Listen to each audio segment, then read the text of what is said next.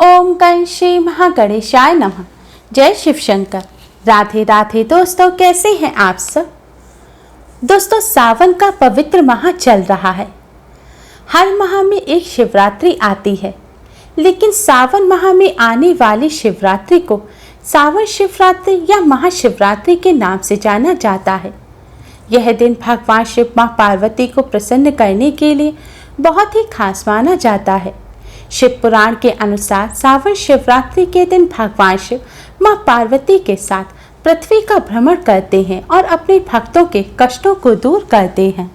शिव पुराण के अनुसार सावन शिवरात्रि पर शिवलिंग का जल से अभिषेक करने से भोलेनाथ की कृपा से भौतिक सुखों की प्राप्ति होती है और अंत में मोक्ष की प्राप्ति होती है। धर्मशास्त्रों के अनुसार अन्य दिनों की अपेक्षा सावन शिवरात्रि के दिन भगवान शिव का पूजन करने से अनन्य गुना अधिक पुण्य फल प्राप्त होता है। जो भक्त इस दिन भगवान शिव और मां पार्वती का विधि विधान से पूजन कर व्रत रखते हैं, भगवान शिव मां पार्वती उनकी सभी मनोकामनाओं को पूर्ण करते हैं।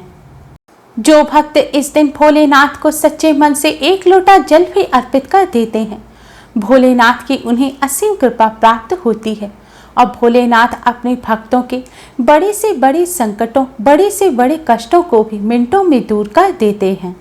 दोस्तों, जैसा कि हम सभी जानते हैं कि भोलेनाथ भोले भंडारी हैं।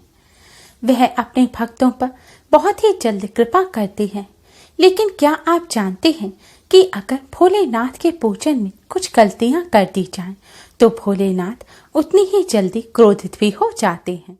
हमारे शास्त्रों में कई ऐसी चीजों के बारे में बताया गया है जिन्हें भोलेनाथ के पूजन में भूलकर भी इस्तेमाल नहीं करना चाहिए।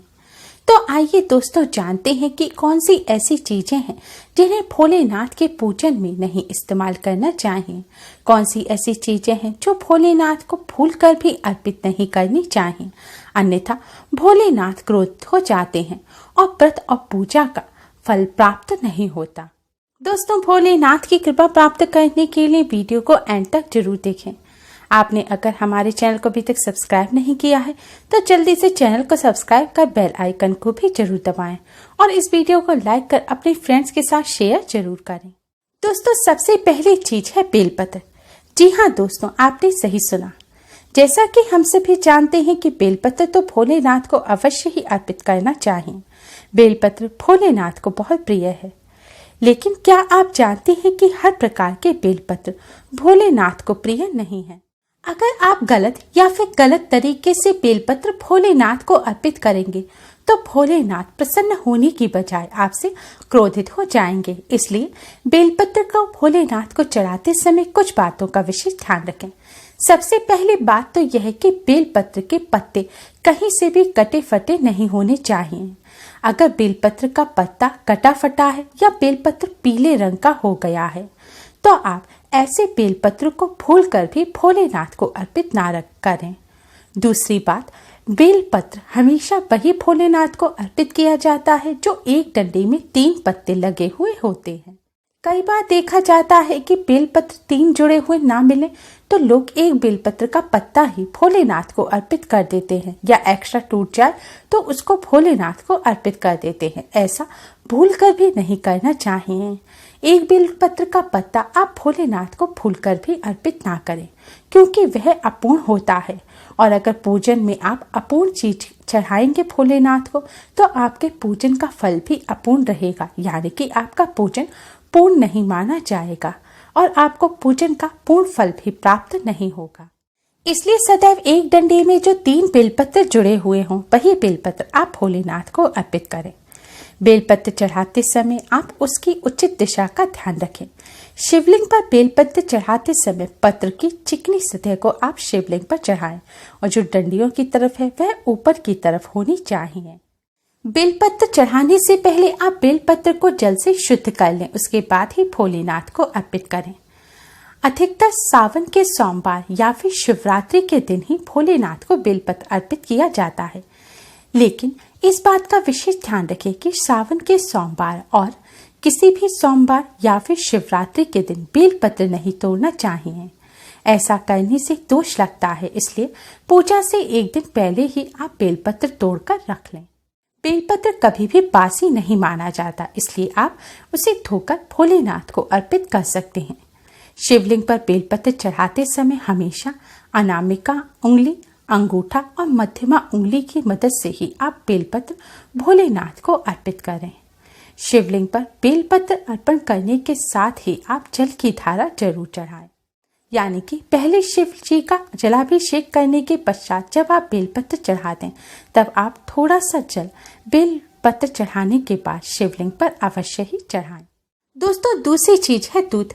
भोलेनाथ के शिवलिंग पर दूध अर्पित करने की परंपरा प्राचीन काल से चली आ रही है, लेकिन दूध चढ़ाते समय ही हम भोलेनाथ को प्रसन्न करने की बजाय क्रोधित कर देते हैं, क्योंकि भोलेनाथ को सदैव कच्चा दूध चढ़ाना चाहिए और अधिकतर हम सभी के घरों में दूध आते ही उबाल दिया जाता है और वही उबला हुआ दूध भोलेनाथ को अर्पित कर दिया जाता है। ऐसी गलती भूलकर भी ना करें।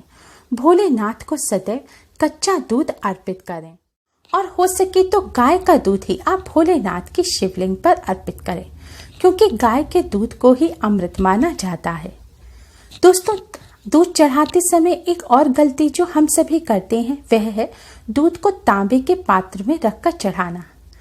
दोस्तों, अधिकतर हम सभी पूजन के दौरान तांबे का पात्र यूज करना सबसे ज्यादा अच्छा मानते हैं। यह हमारे शास्त्रों में भी बताया गया है, लेकिन हमेशा ध्यान रखें, तांबे के पात्र में कभी भी दूध लेकर नहीं चढ़ाना चाहिए।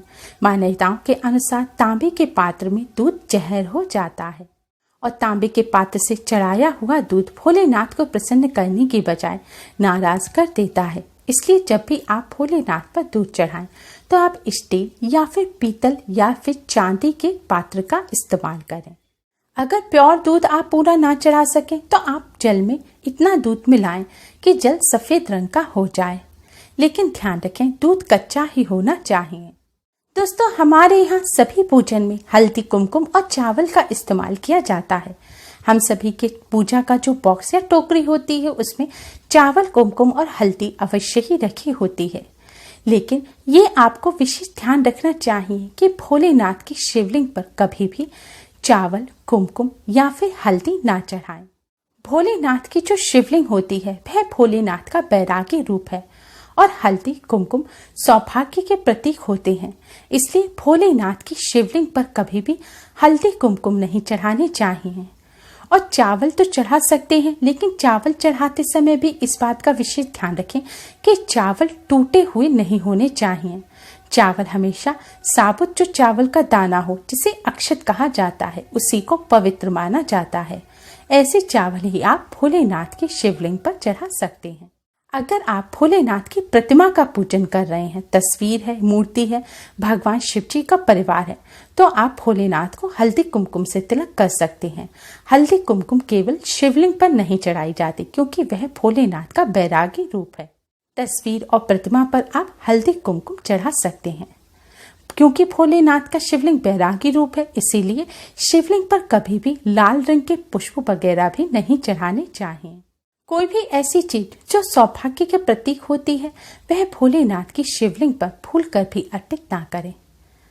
दोस्तों, भगवान विष्णु जी को शंख अति प्रिय है और एकादशी के दिन खास तौर पर शंख से भगवान विष्णु जी का अभिषेक किया जाता है। लेकिन ध्यान रखें, कभी भी भोलेनाथ के पूजन में शंख का इस्तेमाल ना करें। शंख से कभी भी भोलेनाथ को जल अर्पित ना करें। शास्त्रों के अनुसार भोलेनाथ के पूजन में शंख वर्जित होता है। इसके साथ ही भोलेनाथ को कभी भी नारियल का पानी भी नहीं चढ़ाना चाहिए।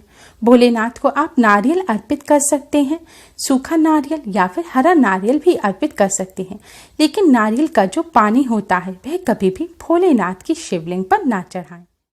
शंख की तरह ही तुलसी जी भी भगवान श्री हरि विष्णु को अत्यधिक प्रिय है।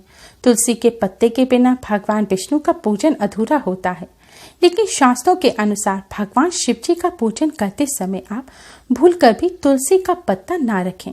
भगवान शिव जी को कभी भी तुलसी का पत्ता ना चढ़ाएं। अगर आप ऐसा करते हैं तो आपको पूजा का फल प्राप्त नहीं होगा और भोलेनाथ आपसे नाराज हो जाएंगे। इसलिए भोलेनाथ का पूजन करते समय कभी भी तुलसी का पत्ता ना रखें। अगर आप भोलेनाथ के साथ भगवान विष्णु जी को भी भोग लगा रहे हैं तो दोनों को अलग अलग पात्र में भोग रखकर आप भोग अर्पित करें। भगवान विष्णु जी का पात्र जो है उसमें आप तुलसी का पत्ता अवश्य रखें, लेकिन जो शिव जी का पात्र है उसमें आप तुलसी का पत्ता भूलकर भी ना रखें, वरना शिव जी आपसे क्रोधित हो जाएंगे। दोस्तों, अगली चीज है केतकी का पुष्प। भोलेनाथ के पूजन में कभी भी केतकी का पुष्प इस्तेमाल नहीं करना चाहिए। भोलेनाथ ने केतकी के पुष्प को श्राप दिया है और कहा है कि जो कोई भी मुझे केतकी का पुष्प अर्पित करेगा, मैं उसके पूजन को कभी भी स्वीकार नहीं करूंगा। इसलिए सदैव ध्यान रखें, भोलेनाथ के पूजन में केतकी के पुष्प का इस्तेमाल भी ना करें। इसके साथ ही कन्याएं इस बात का विशेष ध्यान रखें कि वह भोलेनाथ की शिवलिंग का स्पर्श ना करें। आप भोलेनाथ की प्रतिमा या तस्वीर का स्पर्श कर सकते हैं, लेकिन कभी भी शिवलिंग का स्पर्श ना करें, क्योंकि वह भोलेनाथ का बैरागी रूप है और जो कन्या भोलेनाथ की शिवलिंग का स्पर्श करती हैं, मां पार्वती उनसे नाराज हो जाती है। दोस्तों, भोलेनाथ की कृपा प्राप्त करने के लिए इन सभी बातों का विशेष ध्यान रखें और भोलेनाथ के पूजन में यह गलती भूलकर भी ना करें, जिससे भोलेनाथ की कृपा सदैव आप पर बनी रहे। भगवान भोलेनाथ आपकी सभी मनोकामनाएं पूर्ण करें। दोस्तों, कमेंट बॉक्स में जय शिव शंकर, जय भोलेनाथ, ओम नमः शिवाय जरूर लिखें। उम्मीद है आपको हमारी ये वीडियो पसंद आई होगी। प्लीज लाइक कर अपने फ्रेंड्स के साथ शेयर जरूर करें और भी यूजफुल वीडियोस के लिए हमारे चैनल को सब्सक्राइब कर बेल आइकन को भी जरूर दबाएं। Thanks for watching. Radhe Radhe, जय शिव शंकर।